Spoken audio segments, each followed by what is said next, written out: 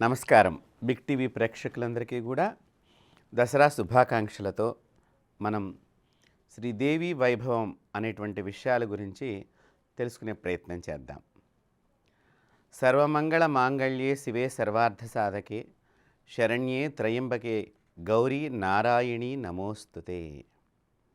అమ్మవారి యొక్క నవరాత్రులు పురస్కరించుకుని మనం అమ్మవారికి సంబంధించినటువంటి ఒక్కొక్క రోజు ఒక్కొక్క అలంకారము అమ్మవారిని మనం చేసుకుంటూ అమ్మవారి ఏ రోజున ఏ అలంకారంగా దర్శనమిస్తుందో దాని విశిష్టతని తెలుసుకోవటమే ఈ దేవి వైభవం యొక్క విశేషత. అలాంటి గొప్పదైనటువంటి అమ్మవారికి సంబంధించినటువంటి అనేక ముఖ్య విషయాలని మన బిగ్ టీవీ ప్రేక్షకులందరికీ కూడా ఇక్కడ తెలియచేస్తున్నాం.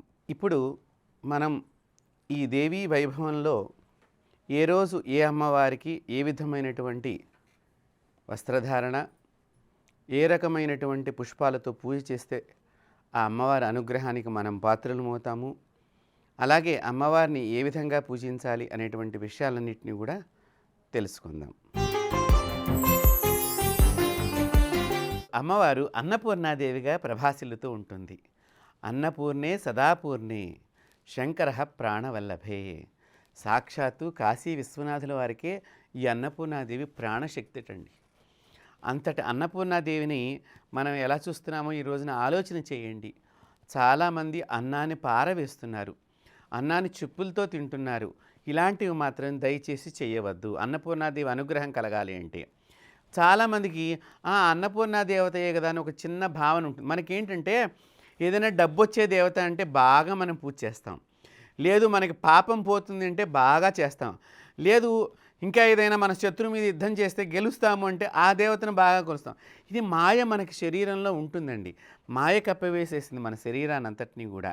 ఈ కళ్ళకి కూడా మాయ కప్పబడి ఉంటుంది.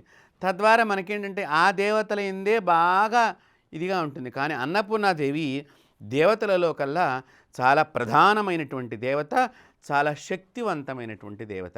ఒకసారి వేదవ్యాసుల వారికి కాశీలో అన్నపూర్ణాదేవి శాపాన్ని ఇచ్చింది. వేదవ్యాసుల వారికి ఒక 4 రోజుల పాటు అన్నం దొరకలేదుటండి కాశీలో. దొరక్కపోయేసరికి 5వ రోజున ఈ కాశీ పట్టణం వృధా, ఇక్కడ నాకు అన్నం దొరకట్లేదు, నేను శపిస్తాను అని చెప్పేసి ఆయన శాపం పెట్టబోతుంటే అమ్మవారు ప్రత్యక్షమయ్యి, ఓ వేదవ్యాస, నీవు ఋషిపుంగవుడివి, వేదాంగాలు తెలిసినటువంటి మహానుభావుడివి, నువ్వే 5 రోజుల పాటు అన్నం దొరకలేదని గిలగిలాడిపోతున్నావే, సామాన్య మానవుడు ఎంత బాధపడతాడు, కాబట్టి నీవు అన్నీ తెలిసి ఉండి నీకు ఎందుకు అన్నపూర్ణాదేవి అనుగ్రహం కలగలేదు అనేటువంటి కించిత్ వివేకాన్ని నువ్వు ఆలోచన చేయకుండా పరమేశ్వరుడు నిత్యము సంచరించేటువంటి ప్రదేశము, నేను నిత్యము నివసించుండేటువంటి ఈ కాశీ మహానగరాన్ని శాపం పెట్టాలని ఆలోచన చేసావు కాబట్టి నేనే నీకు శాపాన్ని ఇస్తున్నాను, నీవు కాశీ నుంచి తక్షణం బయటికి వెళ్ళిపో, నువ్వు కాశీలోకి రావటానికి వీల్లేదు, కాశీలో నివసించడానికి వీల్లేదు అని అమ్మవారి శాపం పెట్టిందిటండి. అప్పటి నుంచి స్వామి వేదవ్యాసుల వారైనటువంటి ఆయన ఎంత గురువులండి, అష్టాదశ పురాణాలు రాశారు, ఇతిహాసాలు రాశారు, ఉపనిషత్తులు రాశారు, భగవద్గీత రాశారు, మహాభారతం రాశారు. ఇంతటి వ్యక్తి చూడండి, అమ్మవారి అనుగ్రహం ఎలా కలిగింది? శాపంగా కలిగింది వారికి. అది మనం శాపంగా అనుకోకూడదటండి. అక్కడ బాగా గమనించవలసింది ఏంటంటే భగవంతుళ్ళు కానీ ఋషిపంగులు కానీ ఏది చేసినా లోకానికి హితము కోరే చేస్తారు. కాబట్టి ఆ హితమైనటువంటి పనిని ఇక్కడ మనం గమనించాలి. ఎందుకు అంటే అంత జ్ఞానం ఉన్నా కూడా ఎప్పుడైనా మాయ కప్పబడితే జ్ఞానవంతుడు కూడా అజ్ఞానవంతుడు అవుతాడు.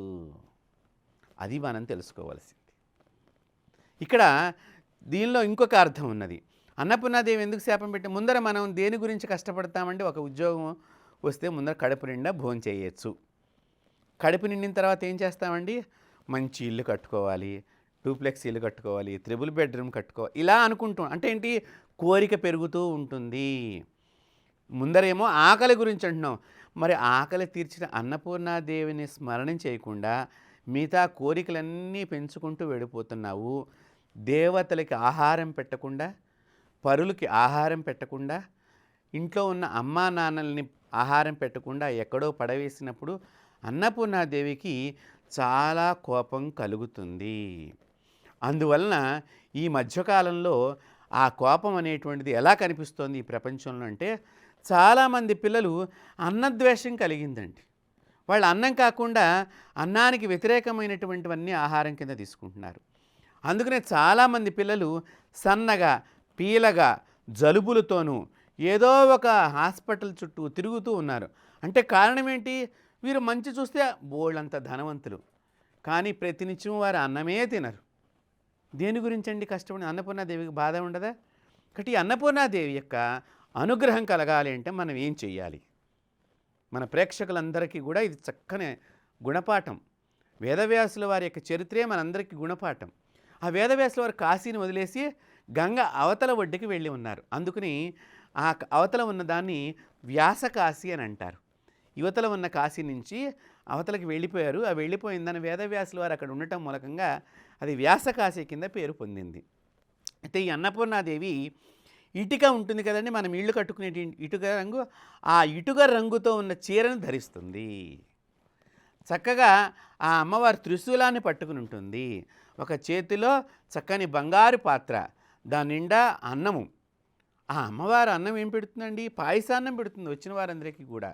ఎవరైతే కనుక పాయసాన్నాన్ని చక్కగా భోంచేస్తారో బుద్ధి ప్రచోదితమవుతుంది. ఈ అన్నం వలన ప్రాణం నిలుస్తుందండి. ఆ అన్నంలో బెల్లం కలిపి పాలు కలపటం మూలకంగా నరాలకి నిస్త్రారణతో తొలగిపోతుంది. ఊరికనే అమ్మవారి యొక్క ఈ అలంకారాలు చేయటం లేదండి.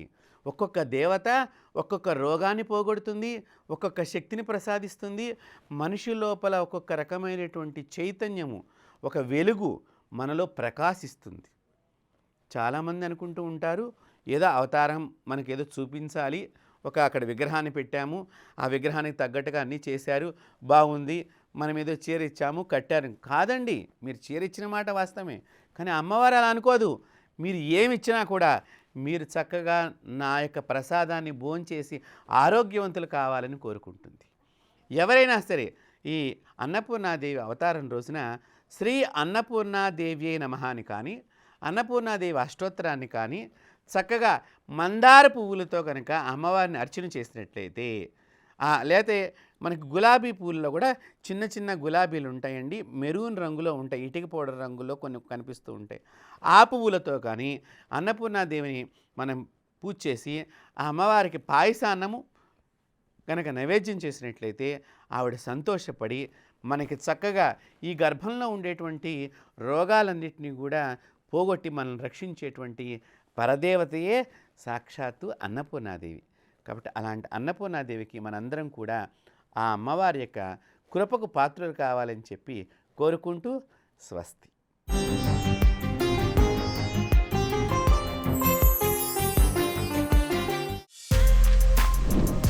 For more videos like this, subscribe Big TV channel.